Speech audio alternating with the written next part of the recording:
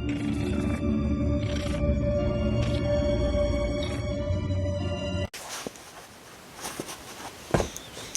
guys, and welcome to another batch of mini reviews that are quite clearly not taking place at midnight. In fact, quite the opposite, because I think it's about 12:35 in the afternoon at the moment. But calling this video the midday mini reviews wouldn't really carry the same horror punch, would it? So I'm about to tell you about 7 more films that I have watched over the past month or so. I think these go back to around about the start of December. I'm going to take these reviews in the exact order in which I watched the movies, and as usual we will have a film of the week and a stinker of the week. I have though made one slight adjustment to the usual formula. So our 7 main films today are horror. Anything non-horror I'm putting in the extra time section at the end of the video, and when we do get to extra time, you will see why I've made this change, believe me. But for now, let's dive into the main reviews, and we will start with this film. This is neither our film of the week nor our stinker of the week, but I guess it counts as our sharksploitation of the week, because I always seem to include one of these, but I am into aquatic horror.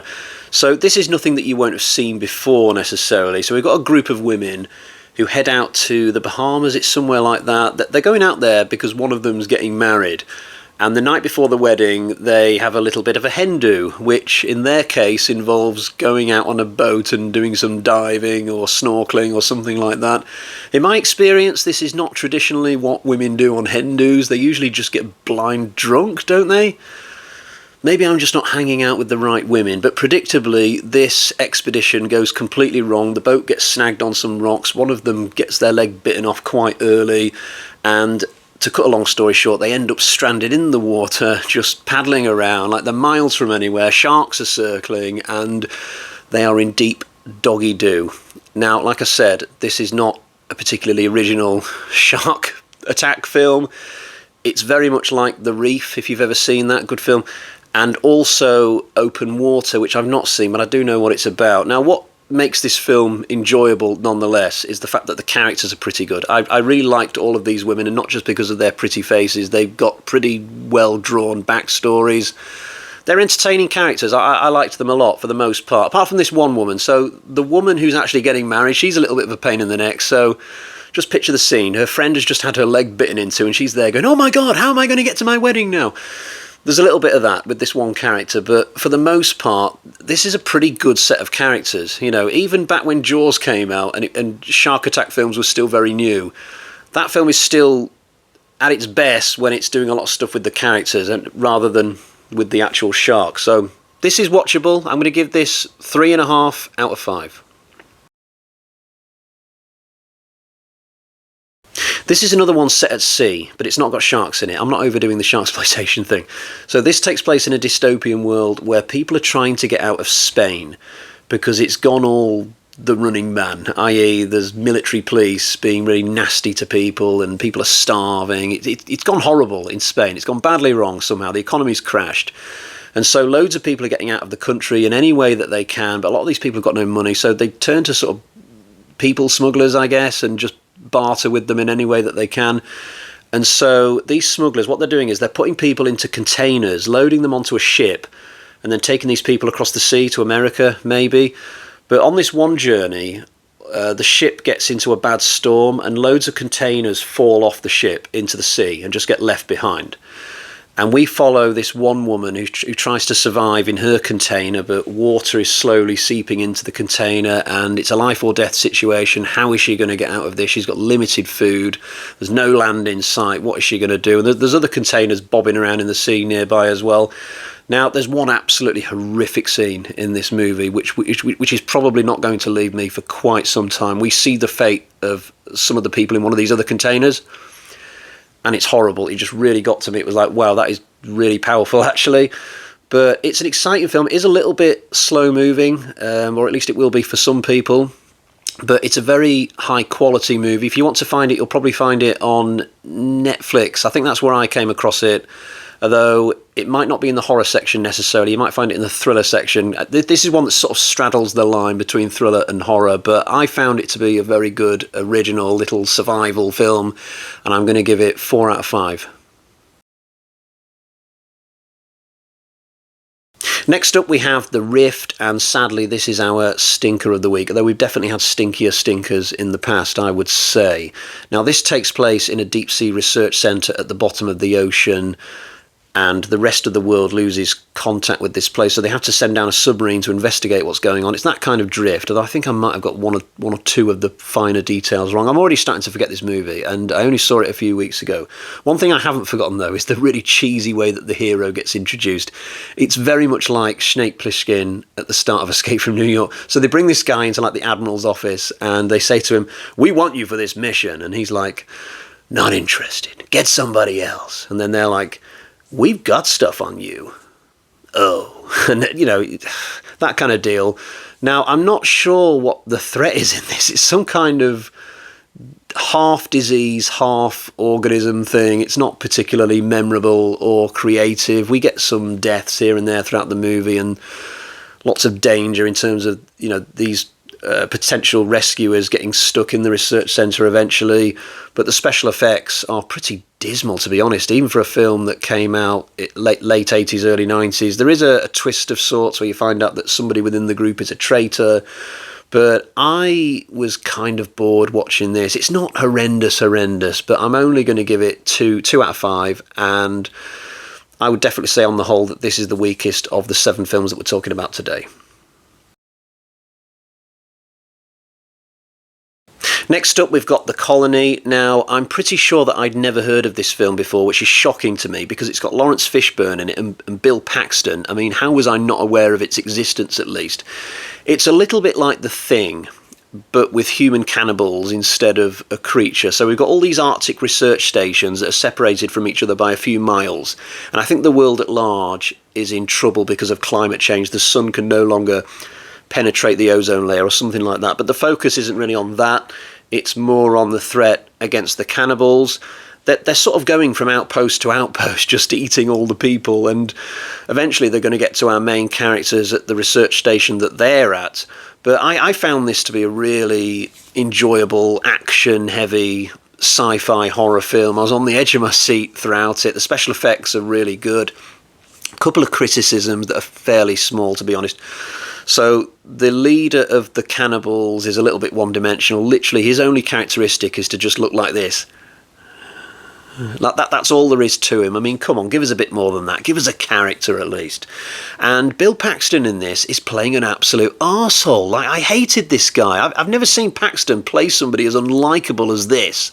Though I guess you've got to inject a bit of variety into your career at some point. And this can't have been too far from the end for him. I mean, I can't remember what year he died, but this came out in 2013, so he can't have done too many more roles after this. So it was nice to discover another film of his that I'd not seen. But The Colony is highly recommended, honestly. I wasn't expecting much. I thought this was just going to be like The Rift, in all honesty, but this was solid as a rock, and I'm going to give this 4 out of 5. We have arrived at our film of the week. The Beach House is absolutely masterful. It's about this young couple who go and stay at this beach house that's owned by one of their parents, and a middle-aged couple shows up who have also been invited by the same parents. So the house has just accidentally been double booked for the weekend. But the two couples agree to share the house. So they have a meal together, they have a few drinks, even take a few drugs. And it's interesting because one of these couples is like 21, the other couple is about 50, and watching them sort of interact and try and understand each other's lives is quite fascinating, actually. But the main threat of the movie is not from within this quartet, it's from the sea, because there's a disease coming in from the sea. I don't know if it's in the water or the seaweed or the cockle shells or whatever, but it's coming, and eventually it will spread inland. But to begin with, it's going to get like people who are living on the coast, I suppose.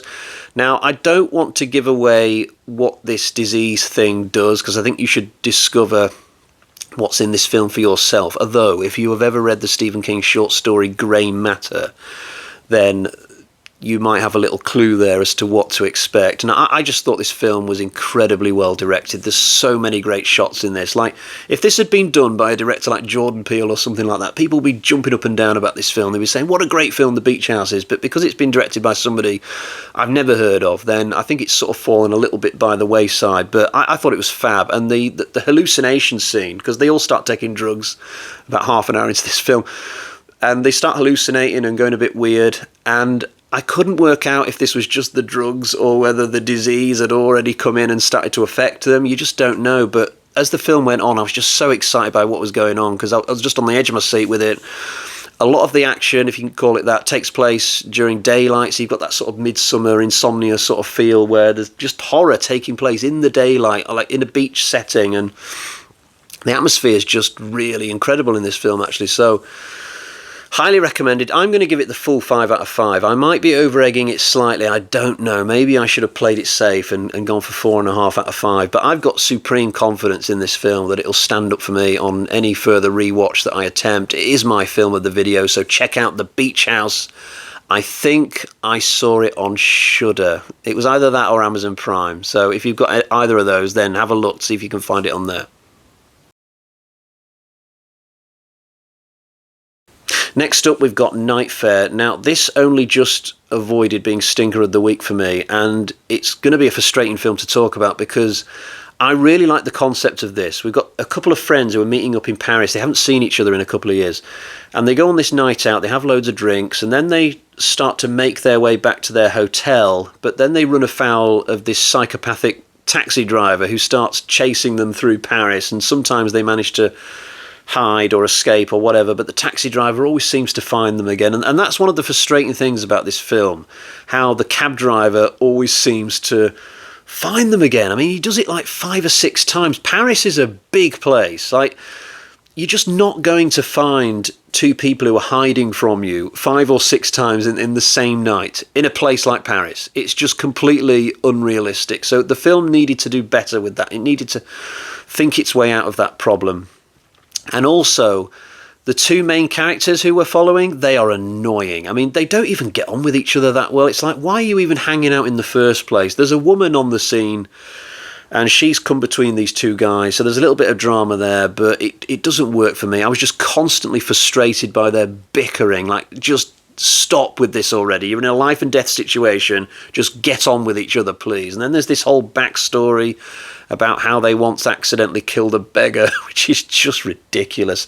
Now, there's one really good sequence in the film, which is why I'm going to give it 2 out of 5 and not an even lower score. So there comes a point where they take refuge with some drug pushers, and so the cab driver comes along and takes out the drug pushers in a scene which is brilliantly fun. Picture that moment in Friday the 13th Part 8 where Jason has to take out the drug pushers to get to Rennie, but it's a lot better than that, and you'll get the picture. But that's the only bit of enjoyment I got in this film. The ending is ludicrous. Like, it goes for this massive twist out of nowhere, and I'm like, oh my god, that is creative, certainly, but realistic, hell no. So I just think Nightfare is a massive missed opportunity, because in theory I would love to watch a good horror film about a cab driver chasing a bunch of people around Paris, but this is not it. Our final film today in the main portion of the reviews is Babysitter Wanted. Now, this is about a young woman who goes to college in Colorado, and we get lots of nice looking scenery in the first sort of 10-20 minutes. This woman is stone broke, so in addition to keeping up with her studies, she takes this little side job in babysitting, but it involves going out to this house in the sticks somewhere. Now, the first night that she goes, just as the parents leave, this woman, she starts to get to know the young boy that's been left at the house, and then this random weirdo turns up in the bushes outside and starts to stalk the babysitter. Now, this will not sound like anything you haven't already seen millions of times before, but there's an incredible revelation that happens during this film. I'm not going to spoil it, or it will completely defeat the purpose of you checking out the movie. As to whether that change of pace when it comes is any good, well, I found this film fairly mediocre before the revelation, and I still found it fairly mediocre afterwards, so it didn't make an awful lot of difference to me. I did like the main final girl in this. I think she's a very likeable person. She meets this boy at the start of term before the main action starts, and the 2 of them gradually start a romantic relationship, which was pretty nice, because I think both of them were pretty decent characters. But the horror side of this is fairly mundane, I would say. So I'm going to give this an averagey sort of 2.5 out of 5. Unless you've got bags of time on your hands, I would probably avoid this one, although it's by no means the worst film in this video. That would go to The Rift with Nightfare not far behind it. Now, like I said, we've come to the end of the 7 horror films that I wanted to talk about today, so it's time for Extra Time, where we talk about the non-horror films that I've seen recently. Today we have only one. Let's find out what it is. Yeah, so my daughter dragged me to see this at the beginning of December, and how can I put this? It's shit. Now, I get that these films are not made for me, but the first Moana film, I remember being extremely good. Like, I'm not into animated films, but my daughter watched the first one years and years ago, and it was brilliant. We had it on, like, several times, you know. We got to know all the songs.